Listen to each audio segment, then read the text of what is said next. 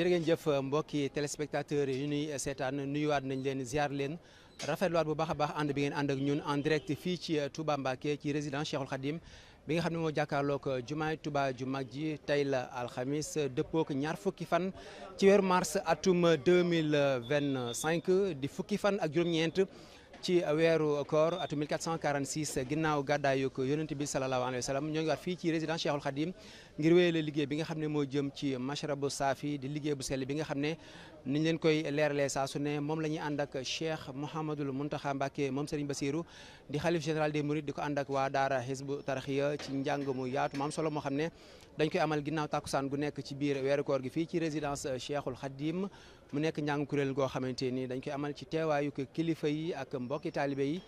tey ji nag programme bi ni nga xam ne noonu la tëddee moom moo di kuréelu Serigne Mayib Gueye bu daara Hizbu Tarxiya ñoom ñooy amal njàng mi ci biir saalu Serigne Moustapha Bassirou bi kuréel gi nga xam ne ñoom ñooy accueillir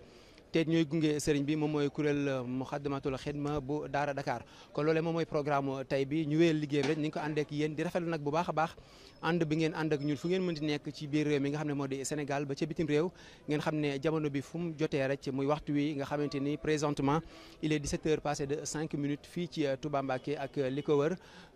fu ngeen mën di nekk yéen ñuy bàyyi xel en direct fii ci résidence Cheikhoul Khadim ngir teewlu jotaay bu am solo bi nga xam ne moom moo fi bàyyeekoo laataay waxtaan woowu wala laataay njàngum xasida gi ni nga xam ne noonu lañ ko baaxoo àndee ngir taataan yenn kàddu yoo xam ne day bàyyikoo ci kilifa yi waaye taataan kàddu yi responsable yi nga xam ne dañoo jiite yenn ci secteur yi nga xam ne dañoo jëm ci liggéey mashrabu saafi bi loolee la ñuy wéyal incha allah rabbi dugg ci grande salle bi muy saalu Serigne Moustapha Bassirou bi dem jege ñi nga xam ne tey ji moo di waa conservatoire bu daara Hizbu Tarxiya ñu leeral ñu li nga xam ne moo jëm ci njàng mi programme bi ak li nga xam ne noonu lañ ko tëralee ci biir weeru koor gi ci mashrabu saafi édition 2025 kon ñu dem régi rek ñëwaat incha allah rabbi dem ci saalu Serigne Moustapha Bassirou bi ولم تكن لطلب النعيم عون لكل من به قد استعان وكل من به استجار لا يهان عم جميع الخلق باحترام لوجه ذي الجلال والإكرام أن يأخذ الجلال والإكرام بالمصطفى وابعث له نظام فقنا بفوق المصطفى المكرم المرسلين من مضوا من فاز جميع المرسلين الأصفياء بجاهه والأنبياء والأولياء فزنا بأن نكون خير أمة به لأنه رسول الرحمة فاز الذي لذي التصدر أضيف به ولو كان حقيرا وضعيف فكلب أهل الكهف شاهد لذا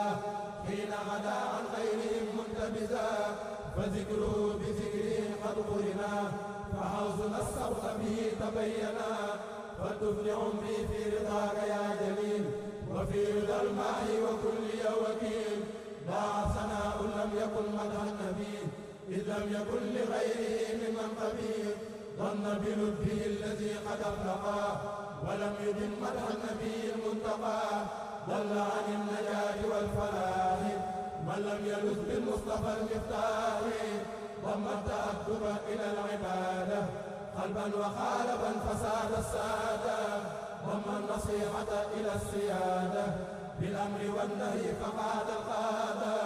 ضمت فضائل ذوي الفضائل بفضله ففاق كل فاضل ضم جواره لصالحات به وقلبي نقي من آفات قرت له مرتبة ليست ترى بغيره ممن مضى ومن يرى قدمه المولى على البرايا فقادهم بالحق للمزايا قربه حبيبه تقريبا لم يولي قط له لبيبا قربه المولى إلى أن انتهى بسلمة التي إليها المنتهى قوته لم تكن قوة البشر إذا أطاق حمل ما أعيا الفكر قلبي لربي ولساني ويدي وخدمتي للمصطفى محمد قلب جوارحي وقلب قلبي بجاهه إليك دربا ربي رضيت بالله تعالى ربا وبمحمد رسولا أربا رضا الإله في امتلاء المصطفى لأنه مدعو بعد اصطفاء رأى رسول الله من خوارقه. jërëjëf mbokki téléspectateurs yi ni ñu leen ko leeralee ñu ngi fii ci grande salle Serigne Moustapha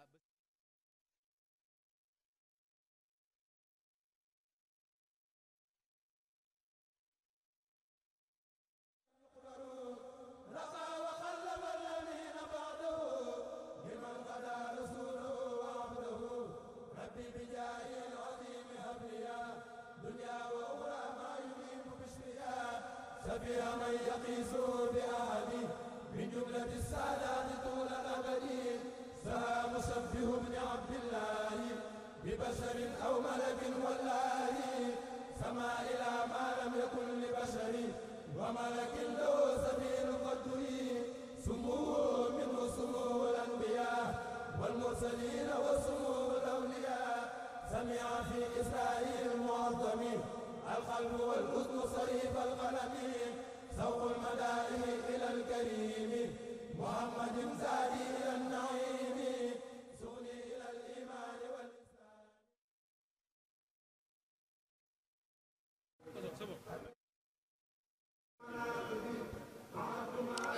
waa kay jërëjëf sëriñ Fallou Syll ñu ngi lay sant bu baax a baax di lay gërëm waaye jërë ngeen jëf mbokki téléspectateurs yi nga xam ne jamono bi yéen a ngi topp jataay bu am solo bii nga xam ni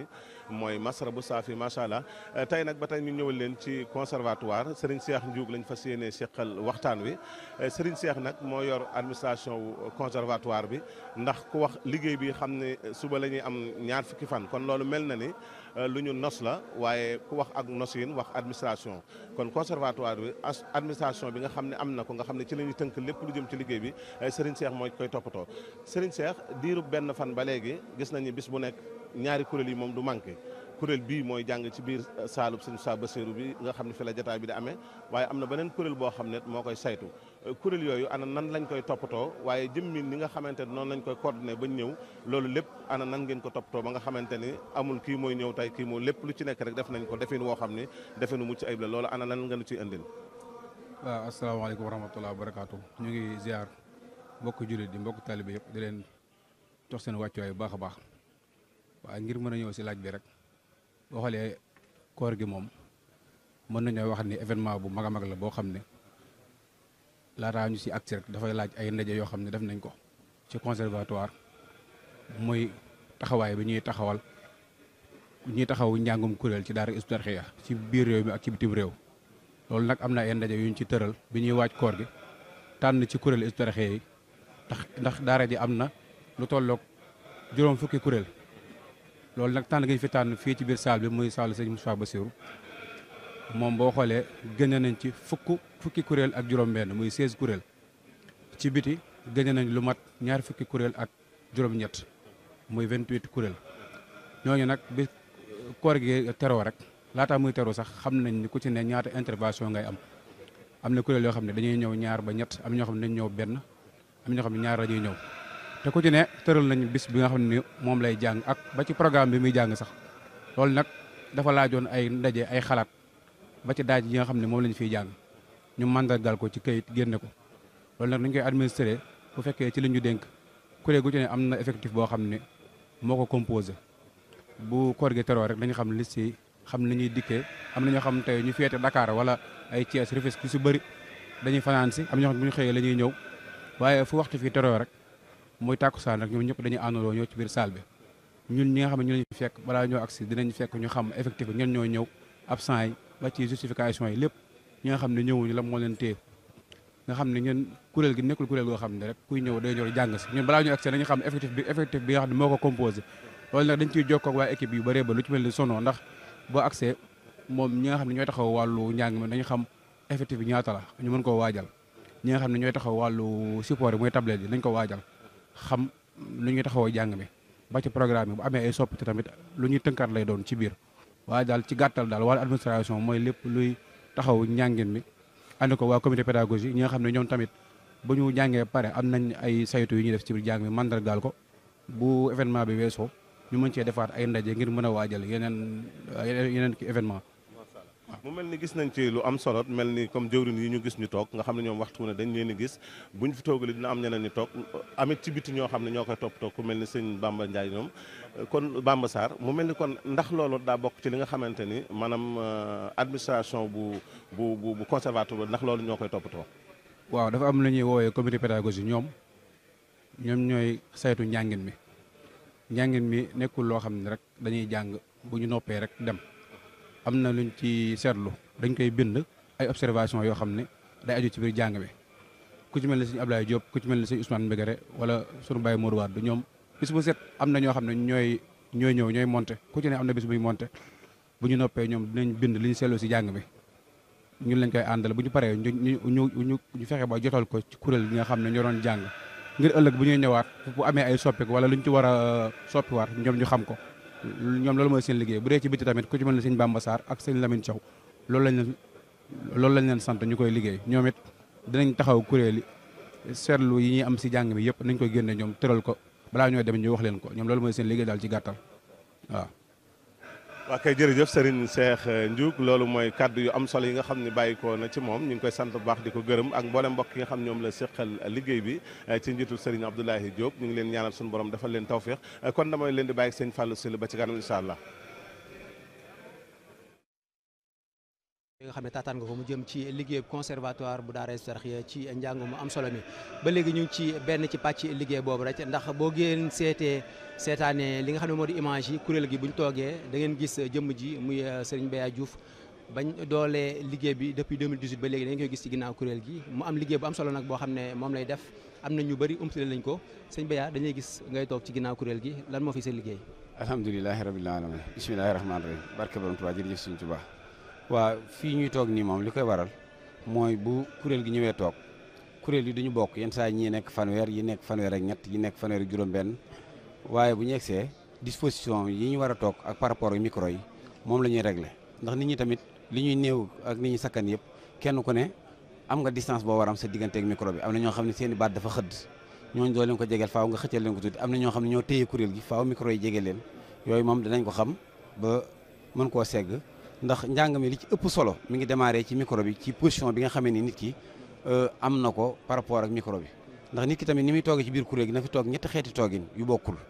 moom tamit dañ koy suivre nii di leen xool képp koo xam ne changé na position rek ñu mën laa def signe nga pousse sa micro ba nga xam ne ni nga ko bëggee directement dina ko mën a am ndax micro bi moom bu fekkee jot na son bi ni ma ko war a jotee ba jox ko table mixage bi mu jaayal ko ci équaliseur yi effet yi dugg muy mën a jaar ci ampli bi ci lay mën a tasaaroo ba qualité biñ ci bëgg a am yëpp ñu am ko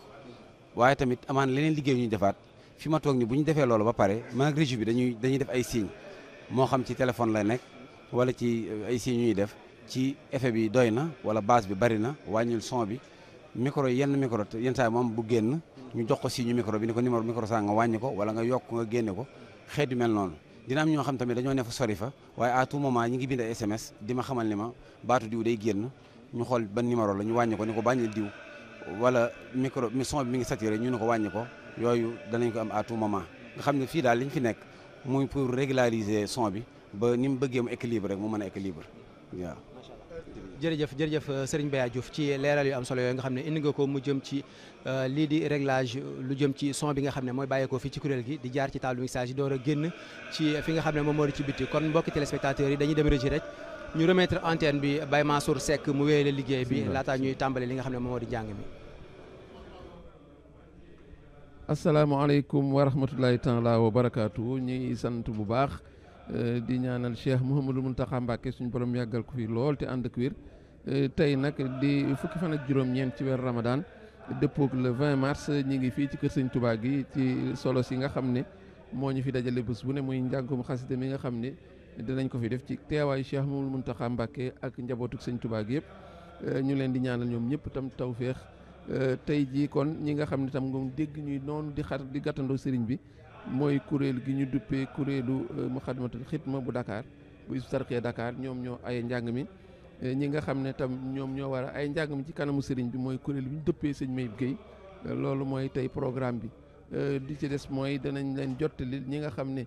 ñoo war a dikk ci xasida yi ci wàllu anglais sëñ Ahmadou Guèye muy nga xam ne yéen ñëpp xam ngeen ko bu dee ci wàllu arab itam seen mbokk sëñ Mbacke Diop dana fi ñëw su ko defee ñoom ñaar bu ñu jàllee ñu tegal leen programme bi nga xam ne moom la ñu fas yéene teg muy njàng mi xasida yan lay doon yan daaj lay doon kenn ci waa kuréel dina ñëw jottali leen ko kon ñuy santaat bu baax tey jébbale kàddu gi sëñ Ahmadou Guèye ngir mu andil leen bunt ci ashabul jannati xasida ak sëñ Touba googu mu def ko ci anglais incha allah su ko defee bu noppee jox kàddu gi sëñ Mbacke Diop kon jërë ngeen jëf.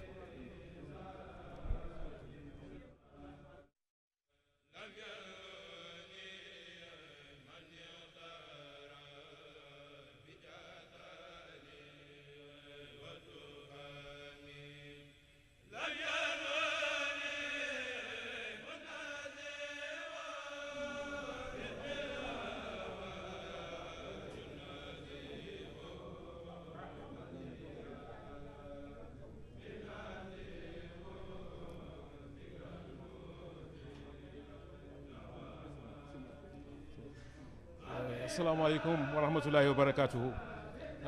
I'm thrilled to be here today in Hizb ut-Tarqiyyah, in the residence of Sheikh Ahmadou Bamba. I'm delighted to present today a qasida called Ashabul Jannati from Sheikh Ahmadou Bamba, Sheikh al-Khadim. Ashabul Jannati, the residence of paradise, is a 12-verse poem written by Sheikh Ahmadou Bamba in the Rajas Mirror. The title represents the acrostic. From each letter, the Sheikh composed a verse. The poem also forms a pair with another called Hum Fiha Khalidun. Indeed, in the Holy Quran, these two sayings stand side by side. The residents of paradise, where they will dwell forever. The title gives a foretaste of the poem for Ashabul Jannati, is a dream of every Muslim. In the preamble, the author, meaning Sheikh Ahmadou Bamba, begins by praying to Allah to preserve him from Satan, the stoned one. He then prayed over the Prophet ﷺ, and finally sets out the purpose of the poem, namely to ask the Lord to grant bliss to the Prophet Muhammad ﷺ and accept all those beings who are Allah's chosen one. From the very first verse, we propelled in a radiant atmosphere of bliss. The Sheikh writes, Ilayka ya khayr al-bariyati salam, khadimika alladhi kafayta wal malam. O the best of creature, receive deferential tribute from your servant. You who preserve me from disgrace, of course. The author, meaning Sheikh Ahmadou Bamba, sets the scene here, showing that this is a conservation between the servant, a conversation between the servant and the one who is serving. Min al-Khadimi ilal Khadim. Verse 2 reinforce this prayer over the Prophet Muhammad sallallahu alaihi wasallam. The Shaykh mentioned prayers and greetings from Allah. As-Salam, he's named as As-Salam over his family and companion. The name of Allah chosen here, As-Salam, is not insignificant. Remember that Allah answers to 99 well-known names, but the Shaykh has chosen to call him Rabbuna Salam, the Supreme Master, who is peace. Such an appellation set the scene in harmony with the poem's subject. In verse 3, the Shaykh adds, you have attained a spiritual rank above all others. You are the light that illuminates every worshipper of Allah, who combines surrogatory fasting and night prayers. The homage, meaning the tribute, is reinforced in verse Anta allazi akhrajana min al-dhalam. You are the one who drew us out of darkness to lead us to the light, for whom the beautiful word, the Quran, is intended. The Shaykh is referring here to the Prophet Muhammad sallallahu alaihi wasallam. Verse 5 fits harmoniously into the surge of tributes triggered in the first verse when the author mentioned, Ya Khayra Imam, O you the best guide, our Lord, the beautiful has graced you with the full realization of the ambition to serve that I harbor in your regard. Note the second name of Allah, which is Al-Jamil, confirms the atmosphere here of huge bliss. The author, meaning Sheikh Ahmadou Bamba, adds, Anta Nabiyu wa Rasul wal Umam. You are the Prophet, the envoy, the holder of high resolution. Let's emphasize here a propitious climate to spell out of the beautiful names of the Prophet ﷺ, peace, gratitude, and beauty. The Shaykh continues in verse 7. O thou spiritual master, thou hast obtained from creature the realization of all aspiration as well as great consideration. At this point, in the poem, who are fully into that, the Shaykh called Silkul Jawahir, the string of precious jewels. In that way, he gleans the quality of the Prophet ﷺ, each of which is precious pearl in this chord. The rest of the poem goes onto the list, the beautiful names of the best of creatures. Each of the aspects highlights is resplendent as golden nuggets. Let's take a look of verse 8, where the Shaykh writes, O my master, by the blessings of our Lord, the subsistent, who transcends sleep, you have granted us prodigious gifts. You are indeed the best creature. Still in the laudatory vein, from verse 9 to verse 12, we note a very perceptible shift in the orientation of the words. In effect, the poet, meaning Shaykh al-Khadim, is declining his ambition as enunciatively he migrates from I to you. He puts back on the table this capital commitment to serve the one who is his master. He writes, I nourish the ambition to give you thanks every month, every year, the Quran being my support. A virtuous circle unfolds here involving Allah, the Prophet ﷺ, and the Shaykh. The Quran could not be missing. The Shaykh ambitions become clearer in verse 10. I will serve you with my pen and by other means. Finally, verse 12 expresses a very profound humility. As Shaykh Ahmadu Bamba say, I repent to the Supreme Master and pay my respect to you. Through this poem, who once granted me immense favor, repentance in an attitude of that is the attitude of great walis of Allah, who are keen to show themselves small, meaning insignificant before the Lord. On the other hand, we note that the poem makes no allusion whatsoever to the sworn enemy of Muslims, meaning Satan, Lahnatullahi alayhi. Ashabul Jannati is one of the few poems in which Shaykh Ahmadu Bamba does not mention that guy, meaning Satan, because it is a tribute to the Prophet Muhammad sallallahu alaihi wasallam, and he wouldn't want there to be the slightest hint of anything unpleasant about it. This was Ashabul Jannati, presented by Faluga Echo from Tuba, joining my brothers here of Al-Muridiya. Salam to everyone. Until next time, assalamu alaikum wa rahmatullahi ta'ala wa barakatuh. Thank you so much.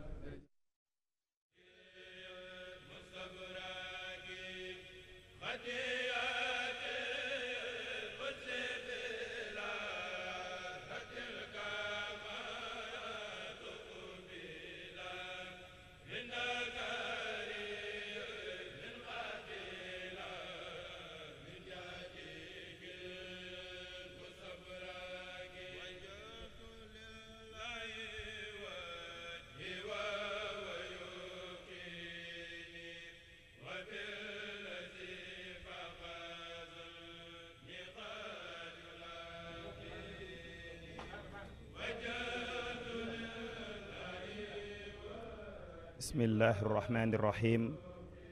نحن في منزل الشيخ الخديم رضي الله عنه في الفعاليات الرمضانية التي يديرها الخليفة العام للمريدين مولانا الشيخ محمد المنتقى البشير حفظه الله ورعاه. واليوم إن شاء الله تعالى نريد أن نتناول قصيدة من القصائد الخديمية عنوانها كن كاتما، لنقوم بدراستها دراسة سريعة. فهذه القصيدة قصيدة ألفها الشيخ الخديم رضي الله عنه، وقد سميت بهذا الاسم لورود هذه الجملة على مطلع القصيدة، وهو قوله كن كاتما للضر والبؤس تنل قصدا وتعلو الجيل يا متعلم.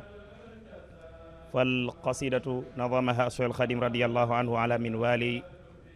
بحر الوافر، على منوار بحر الكامل، متفاعل متفاعل متفاعل متفاعل متفاعل متفاعل. وهذا البحر من أشهر البحور الشعرية المنسوبة إلى الخليل ابن أحمد الفراهيدي البصري،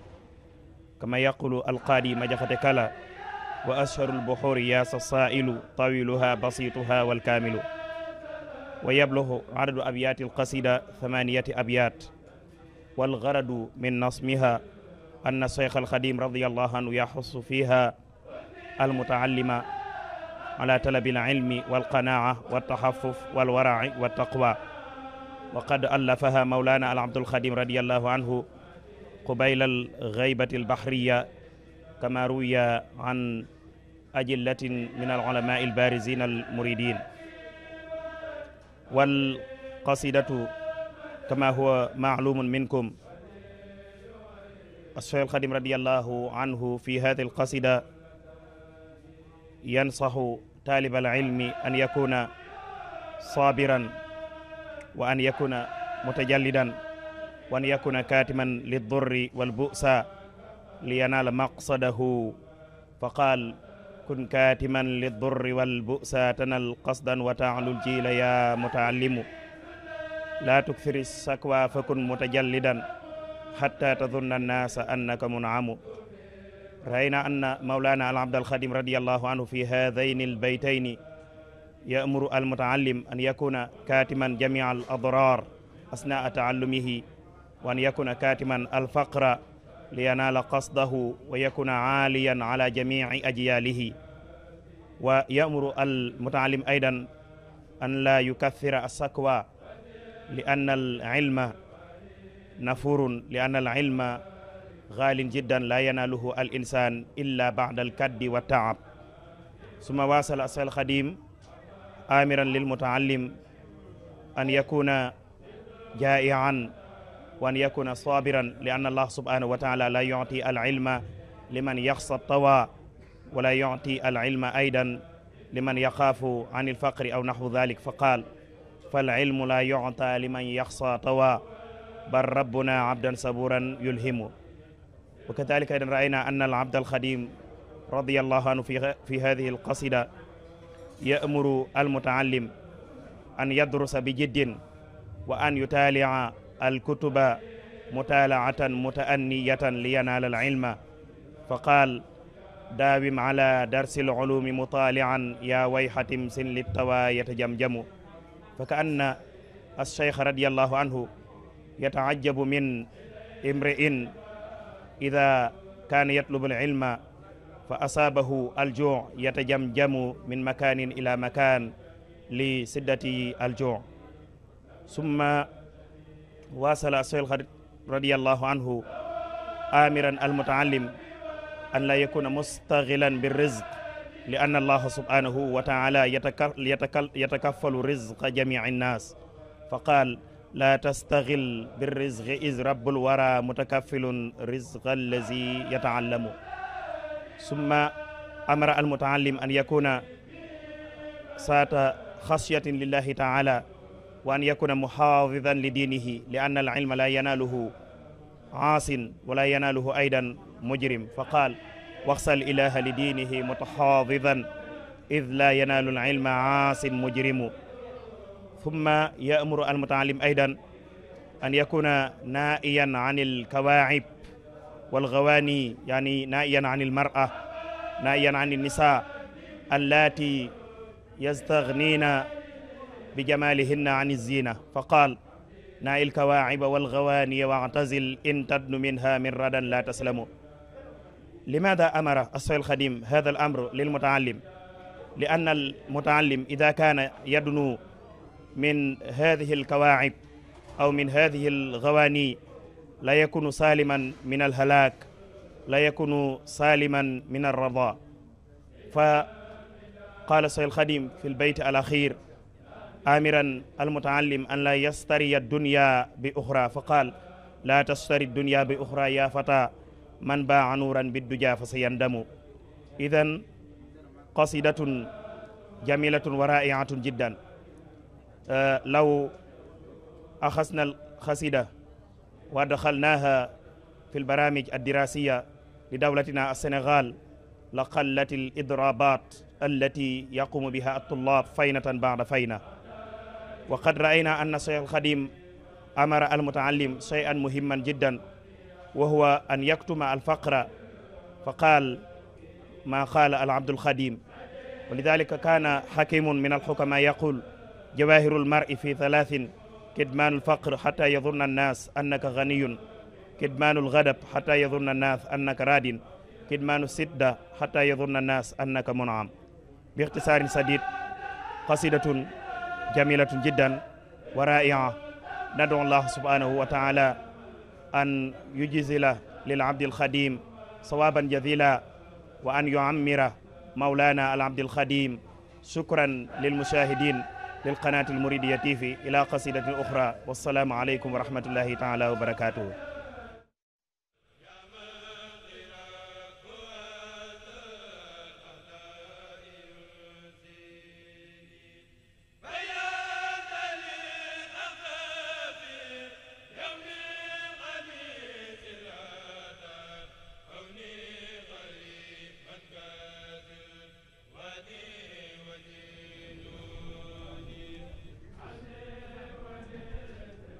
waaw kon ñuy sant bu baax sëñ Ahmadou Gaye ak sëñ Mbacke Diop ñi nga xam ñooñu doon jottali xasida yi ci anglais ki ak ci arabe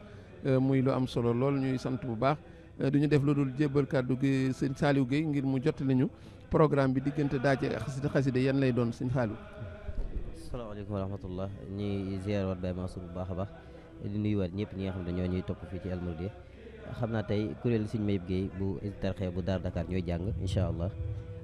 programme bi nag nii la tëddee lam yabdu ak xasida ak Ramadan gi ñi ngi koy jàng sëñ Mama Ndiaye ak Limaahin Bachirin ñi ngi koy jàng sëñ Mayib Guèye ak ajaabani rabbu sama ñu war ko jàng sëñ Mbaye Diop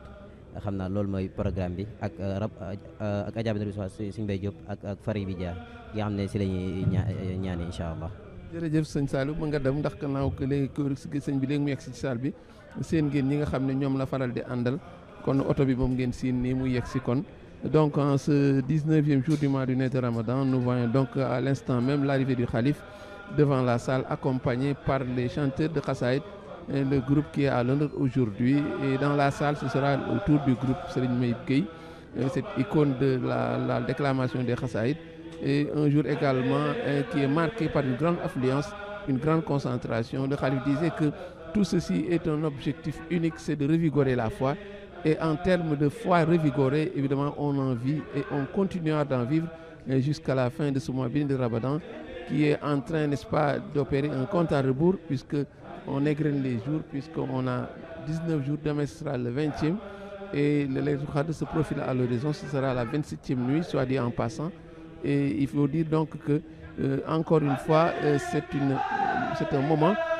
féerique que les gens vivent, un moment de grande concentration religieuse,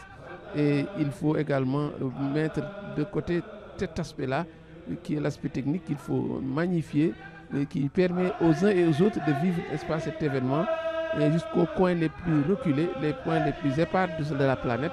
et les gens à l'unisson vivent cet événement-là, et il est heureux que les choses se passent ainsi. Donc nous venons, n'est-ce pas, de vivre ces moments d'arrivée du Khalif dans la salle.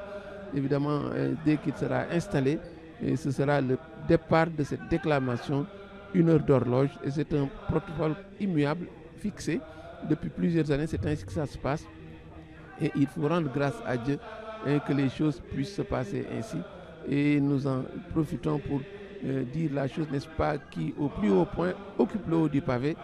qu'Allah accorde une très longue vie, une très bonne santé à notre vénéré Khalif, Cheikh Mouhamadou Mountakha Mbacké, qu'il l'accorde à toute la noble famille de Cheikhoul Khadim, qu'il l'accorde à tous les musulmans, et il en est ainsi. Donc sans plus tarder, nous allons laisser l'antenne et vous laisser vivre ces moments, puisque d'un instant à l'autre, la déclamation, Inch'Allah, va démarrer, et dès que le Khalif sera installé et bien installé.